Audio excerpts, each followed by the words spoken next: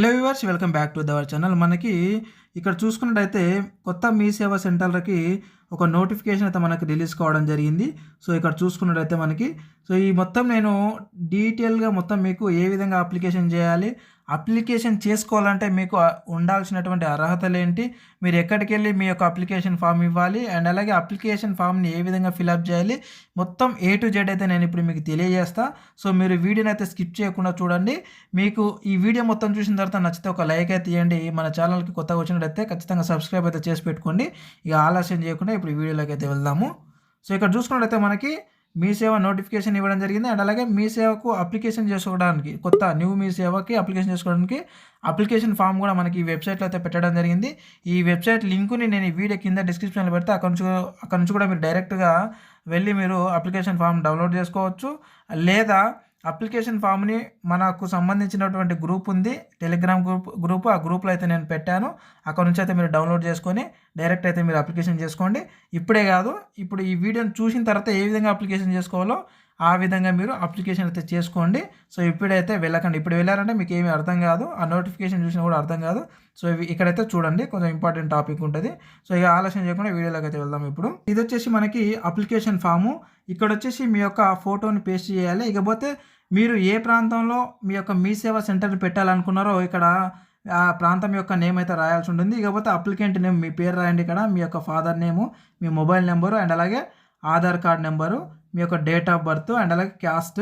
ఇకపోతే ఇక్కడ చూసుకున్నట్టయితే మనకి రెసిడెన్షియల్ అడ్రస్ అనమాట. సో మీ యొక్క రెసిడెన్షియల్ అడ్రస్ ప్రూఫ్, మీ యొక్క అడ్రస్, అండ్ అలాగే house number, ward number, and అలాగే కాలనీ నేము, విలేజ్ నేము, మండల్ నేము, డిస్టిక్, పిన్ కోడ్, ఈ విధంగా అయితే మీరు ఖచ్చితంగా రాయాల్సిందే.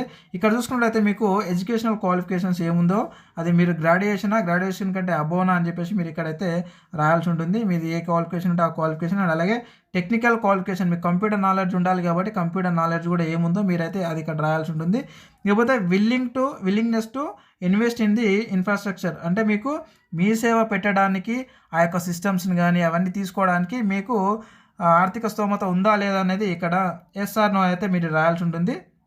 అంటే నార్మల్గా ఆ సిస్టమ్స్ కానీ ఆ ఫర్నిచర్ కానీ తీసుకోవడానికి ఎవరికైతే స్తోమత ఉందో వాళ్ళు మాత్రమే అప్లికేషన్ చేసుకోవడాన్ని మనకు నోటిఫికేషన్లు అయితే ఇవ్వడం జరిగింది. నేను అది కూడా మీకు ఇప్పుడు చూస్తాను. సో కాబట్టి ఇక్కడ ఖచ్చితంగా మీరు ఎస్ అనే రాయండి. సో ఎస్ అని రాసిన తర్వాత మీరు ఇక్కడ చూసుకున్నట్లయితే మీ సిగ్నేచర్ అయితే చేయండి ఇక్కడ. సో మీ సిగ్నేచర్ చేయండి. ఈ యొక్క మీ సేవ అప్లికేషన్ రిసిప్ట్ వచ్చేసి మీరు అక్కడికి వెళ్ళి మీరు అప్లికేషన్ చేసుకున్న తర్వాత మీకు ఇచ్చేటటువంటి రిసిప్ట్ ఇది.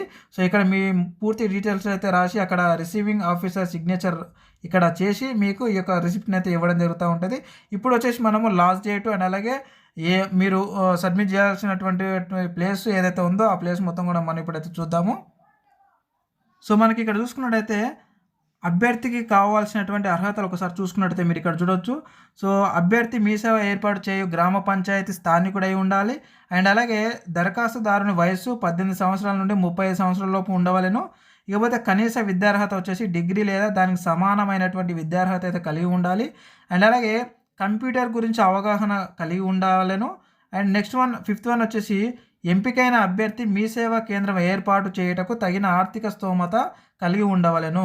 సో ఈ విధంగా మనకి ఇవ్వడం అయితే జరిగింది మన క్వాలిఫికేషన్స్. ఇక నెక్స్ట్ ఆరోది వచ్చేసి మనం చూసుకున్నట్లయితే దరఖాస్తుదారులకు ఇన్ఫర్మేషన్ టెక్నాలజీపై వ్రాత పరీక్ష నిర్వహించబడను. మీకు ఎగ్జామ్ అయితే ఉంటుంది, దీనికి 90 మార్కులు అయితే ఉంటుంది, నేను ఇప్పుడు చూపిస్తాను.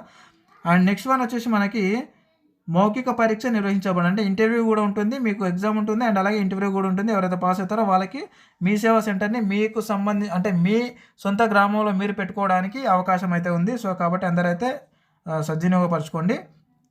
నెక్స్ట్ వచ్చేసి మనకి మీరు ఒక 500 రూపీస్ అయితే డీడీ అయితే కట్టాల్సి ఉంటుంది. సో ఎక్కడ కట్టాలి అని అంటే, సో ఇక్కడ చూసుకుంటే అయితే మనకి district e governance society Narayanpet district ఈ పేరు మీద అయితే మీరు 500 రూపీస్ అయితే మీరు డీడీ కట్టాల్సి ఉంటుంది.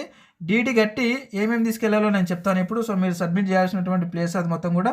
సో మనం ఇక్కడ చూసుకున్నట్లయితే మీ సేవా కేంద్రాలు వచ్చేసి మనకి ఖాళీగా ఉన్నటువంటి ప్లేసెస్ అయితే మనకి ఇక్కడ ఇవ్వడం జరిగింది. ఈ పీడిఎఫ్ నేను మనకు సంబంధించినటువంటి మన టెలిగ్రామ్ గ్రూప్లో నేను అప్లోడ్ చేస్తాను. అక్కడ నుంచి అయితే మీరు క్లారిటీగా అయితే చూసుకోండి ఎక్కడ ఏ విలేజ్ ఉంది, మీరు ఎక్కడెక్కడ ఖాళీలు ఉన్నాయి అనేది. సో ఇక్కడ చూసుకున్నట్లయితే మనకి నెక్స్ట్ వచ్చేసి మనకి ఎక్కడ ఇవ్వాలి మీరు అని అంటే, ఇక్కడ చూడండి పైన కనబరిచిన విధంగా సూచనలు పాటిస్తూ www.naranpet.telangana.gov.in వెబ్సైట్ల నుండి దరఖాస్తు ఫారంని డౌన్లోడ్ చేసుకుని సంబంధిత కలెక్టర్ రేట్ నారాయణపేట గారి కార్యాలయం నందు పనిచేయ వేళలో అనగా ఉదయం 10:30 నుంచి సాయంత్రం 5 గంటల వరకు మీరు ఇవ్వాలన్నమాట, అక్కడ సమర్పించవలను. సో మనకు వచ్చేసి మొత్తం 100 మార్కులకు ఉంటుంది. 100 మార్కులు వచ్చేసి మనకి 90 మార్కులు బహుళచిక ప్రశ్న విధానం అంటే టెక్నాలజీ పైన ఉంటుంది. కంప్యూటర్ టెక్నాలజీ పైన మీకు 90 మార్కులు ఉంటుంది. అండ్ అలాగే విద్యార్హతలకు అండ్ అలాగే సాంకేతిక ధృవపత్రాలకు వచ్చేసి ఒక 5 మార్క్స్ ఉంటుంది. ఇక మౌఖిక విధానం అంటే ఇంటర్వ్యూకి వచ్చేసి ఒక 5 మార్క్స్, మొత్తం వచ్చేసి 100 మార్కులకు ఉంటుంది. ఇకపోతే మనకి ఈ యొక్క రిటర్న్ ఎగ్జామ్కి 90 నిమిషాల టైం అయితే ఉంటుంది. ఇక ఇక్కడ చూసుకున్నట్టయితే మనకి దరఖాస్తుల సమర్పణల తేదీ వచ్చేసి మనకి 5 ఫిబ్రవరి నుంచి 14 ఫిబ్రవరి వరకు అయితే మీరు ఇవ్వాల్సి ఉంటుంది. ఇకపోతే స్వీకరణ వచ్చేసి మనకి 5 ఫిబ్రవరి నుంచే తీసుకోవడం అయితే జరిగింది. ఇక మనకి కలెక్టరేట్ నారాయణపేటలో తీసుకోవడం అయితే జరుగుతూ ఉంది. ఇక్కడ చూడొచ్చు మనకి ముగింపు తేదీ వచ్చేసి 14 ఫిబ్రవరి సాయంత్రం 5 గంటలకు అన్నమాట.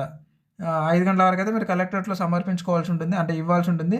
ఇక నెక్స్ట్ వన్ వచ్చేసి మీకు పరీక్ష కోసం కాల్ లెటర్ వచ్చేసి మనకి 21 ఫిబ్రవరి 2024 మీకు ఇక్కడ చూడొచ్చు ఈమెయిల్ ద్వారా లేదా మొబైల్ ఎస్ఎంఎస్ ద్వారా అయితే మీకు వస్తుంది. సో కాబట్టి అలర్ట్గా అయితే ఉండండి. మీ వర్క్ చేస్తున్నటువంటి మొబైల్ నెంబర్ ఇవ్వండి అక్కడ. ఇక నెక్స్ట్ వన్ మనం చూసుకున్నట్లయితే పరీక్ష తేదీ వచ్చేసి 25 ఫిబ్రవరి ఆదివారం రోజు 2024 ఉదయం 11 గంటలకు అయితే ఉంటుంది. సో మనకు వచ్చేసి ఎగ్జామ్ సెంటర్ వచ్చేసి మీకు ఈమెయిల్ లేదా ఎస్ఎంఎస్ ద్వారా అయితే మీకే నోటిఫికేషన్ అయితే రావడం జరుగుతూ ఉంటుంది. ఒకసారి అయితే చెక్ చేసుకోండి. అండ్ ఇదే అనమాట. సో ఇక్కడ చూడొచ్చు కలెక్టరేట్ నారాయణపేట జిల్లా. ఈ విధంగా అయితే మీరు అప్లికేషన్ అయితే చేసుకోవచ్చు. కాబట్టి మీకు ఇంకేమైనా ఈ అప్లికేషన్ గురించి డౌట్ ఉంటే కింద కామెంట్ రూపాయలు అయితే తెలియజేయండి. అక్కడ నుంచి అయితే నేను క్లారిఫై చేశాను. అండ్ అలాగే మీరు నాతో మాట్లాడాలి అని అనుకుంటే కాల్ ఫర్ మీ యాప్ నుంచి అయితే మీరు నాకు కాల్ చేయొచ్చు. సో అందులో మీరు latest jobs TS and AP అని సెర్చ్ చేస్తే మన ఛానల్ సంబంధించినటువంటి అకౌంట్ వస్తుంది. ఆ అకౌంట్ నుంచి మీరు డైరెక్ట్ నాతో మాట్లాడవచ్చు. అండ్ అలాగే ఈ యొక్క అప్లికేషన్ వీడియోని మీ ఫ్రెండ్స్ అండ్ ఫ్యామిలీ ఖచ్చితంగా నారాయణపేట జిల్లాకు సంబంధించినటువంటి వాళ్ళందరూ కూడా షేర్ చేసుకోండి. మీకు సంబంధించినటువంటి గ్రామం ఏదైతే ఉందో ఇక్కడ చూసుకోవచ్చు. మీ యొక్క బంధువులు ఎవరైనా ఉంటే కూడా వాళ్ళకి ఈ యొక్క వీడియోని పంపించి త్వరగా అయితే అప్లికేషన్ చేసే విధంగా అయితే చేసుకోండి friends. Thank you very much. మరొక ఉద్యోగ నోటిఫికేషన్ వీడియోలో మళ్ళీ కలుద్దాం. Thank you.